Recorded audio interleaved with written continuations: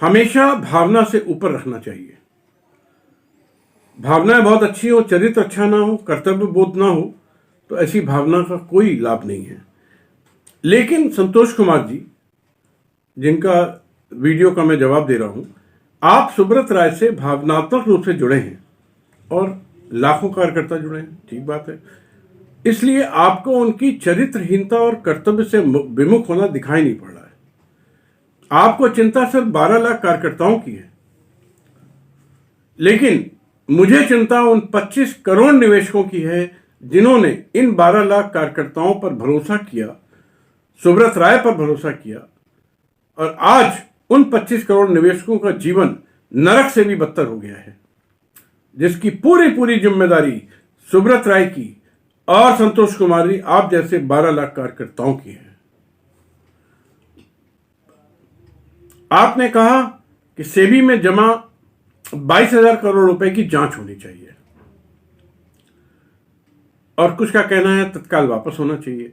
कुछ का कहना है कि अजय टंडन जी, आप हम लोग के इतने हितैषी हैं तो सेबी के विरुद्ध लड़ाई लड़िए। अब आज मैं सारी आपकी बात का स्पष्टीकरण दे देता हूं। सेबी का एक आदेश हुआ था 23 जून 2011 को, और सर्वोच्च न्यायालय का आदेश हुआ 31/8/2012 को। आप सबसे निवेदन है कि ये दोनों आदेश पढ़ लें, ये इंटरनेट पर, वेबसाइट पर उपलब्ध है, जो कि सहारा इंडिया रियल एस्टेट कॉर्पोरेशन और सहारा फाइनेंस कॉर्पोरेशन के विरुद्ध है। इन दोनों आदेशों में स्पष्ट रूप से सुब्रत राय से 40,000 करोड़ रुपए, जो कि सहारा इंडिया रियल एस्टेट और सहारा इंडिया फाइनेंस कॉर्पोरेशन में जमा है, उसका विवरण मांगा गया था। सहारा द्वारा विवरण सीडी के फॉर्मेट में दिया गया, लेकिन वह सीडी सेबी कार्यालय में नहीं खुली।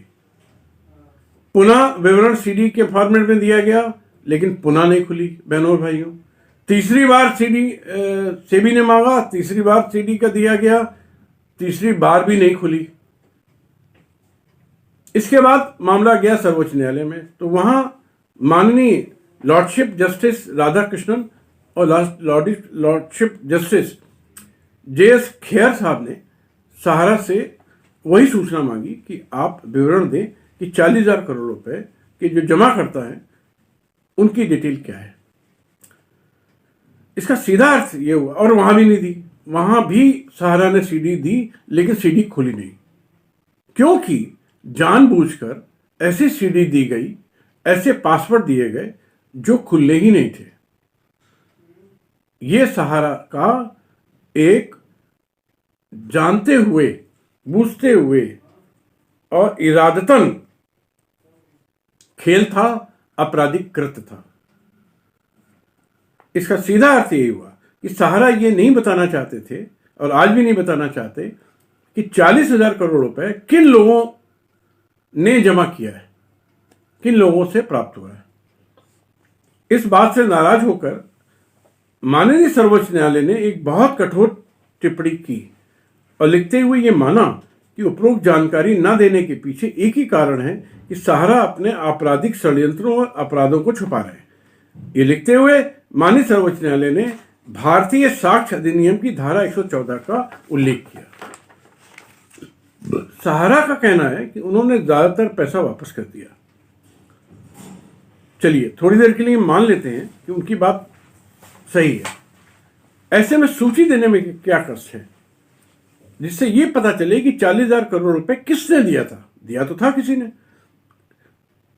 अब सूची में सीधी सी 5 पॉइंट पे देना है: कस्टमर का नाम, जमाकर्ता का नाम, जमाकर्ता का पता, जमाकर्ता का कॉन्टेक्ट नंबर, अमाउंट कितना जमा हुआ और किस दिनांक को जमा हुआ और किस स्कीम में जमा हुआ। बस सुप्रीम कोर्ट ने कहा, आदरणीय सुप्रीम कोर्ट ने, कि सहारा से कि सूची चाहे 10 करोड़ पन्नों की हो, कोई दिक्कत नहीं है, लेकिन आप सूची दीजिए। और बार बार ये कहने पर भी आज 8 वर्ष बीत गए और सहारा द्वारा ऐसी सूचना उपलब्ध नहीं कराई गई और जानबूझकर उपलब्ध नहीं कराई गई। अब संतोष कुमार जी और भाइयों और बहनों, मैं आपसे पूछता हूं कि क्या आप सहारा के इस कृत्य को उचित मानते हैं? अब आइए मैं आपको थोड़ा और ज्ञान देता हूं।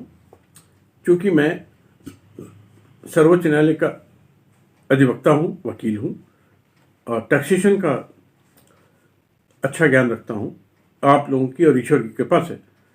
तो आयकर अधिनियम में ऐसा प्रोविजन है कि अगर आपके खाते में सपोज करिए 1 लाख रुपए जमा पाया जाता है और उसका विवरण आप नहीं दे पाते, उसकी जानकारी नहीं दे पाते, तो आयकर विभाग आपसे 1 लाख के बदले 2 लाख रुपए अर्थदंड वसूल कर लेगा। आप सोचिए।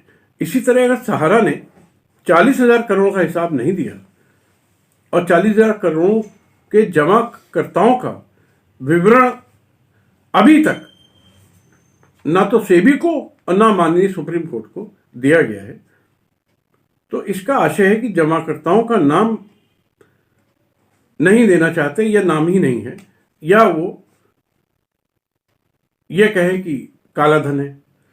तो आयकर अधिनियम के अंतर्गत के अनुसार सेक्शन है 68, 69 और भी सेक्शंस हैं, वो 40,000 करोड़ के बदले के अंतर्गत 80,000 करोड़ का जुर्माना लग सकता है, जो कि सहारा के प्रभाव को देखते हुए अभी तक नहीं लगा है। अब सहारा का आरोप यह है कि जो कि सच जान पड़ रहा है कि ये 40,000 करोड़ रुपए कम से कम 35,000 करोड़ रुपया सहारा द्वारा निवेशकों को किसी भी प्रकार से राजी करके सहारा की अन्य कंपनियों, अन्य स्कीमों में ट्रांसफर कर दिया गया। मैं कहता हूं यदि ऐसा किया भी गया तो उसका विवरण दे दें। लेकिन सहारा 40,000 करोड़ की जमा की सूची देने में 8 वर्षों से भाग रहे हैं, और इस पर भी आप सहारा को सही मान रहे हैं, संतोष कुमार जी। अब इसका जवाब तो आप स्वयं को ही दे लें कि इन सब बातों को होते हुए भी सहारा सही है। दूसरी बात कि सहारा ग्रुप की अन्य कंपनियां जैसे कि Sahara credit cooperative society limited, star multipurpose cooperative society, Saharayan multipurpose cooperative society, Q shop और अन्य कुछ कंपनी के मामले में central registrar cooperative society Vivek Agarwal ji द्वारा बार बार लिखा गया कि सहारा के विरुद्ध मैच्योरिटी राशि का भुगतान न करने की लाखों शिकायतें मिली हैं, और यह भी लिखा गया कि Sahara credit cooperative society 25 crore निवेशकर्ताओं से 10 लाख करोड़ रुपए जमा कराया है और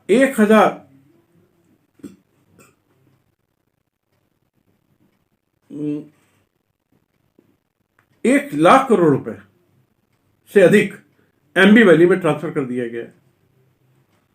सहारा हाउसिंग इन्वेस्टमेंट कॉर्पोरेशन में 40,000 करोड़, सहारा क्रेडिट सोसाइटी में 50,000 करोड़, हमारा इंडिया क्रेडिट में 20,000 करोड़, सहारियन यूनिवर्सल मल्टीपर्पज में 20,000 करोड़, स्टार मल्टीपर्पज में 9,000 करोड़। मतलब इतना रुपया एमबी वैली में ट्रांसफर किया गया है, वसूला इससे भी ज्यादा गया है, कहीं ज्यादा गया है, और सब मिला के इन पांचों कंपनियों मिला के निवेशकर्ताओं की जो संख्या है वो 5 करोड़ से अधिक है।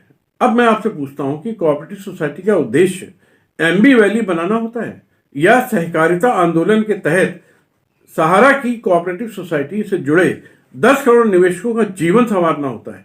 सहारा ने अपनी 6 सहकारी सोसाइटी के माध्यम से 10 करोड़ लोगों से 5 लाख करोड़ रुपए इकट्ठा करके सिर्फ अपनी महत्वाकांक्षाओं की पूर्ति की है, जैसे कि एमबी वैली, पूरे देश में करीब 40,000 एकड़ जमीनें बहनों भाइयों खरीदी हैं।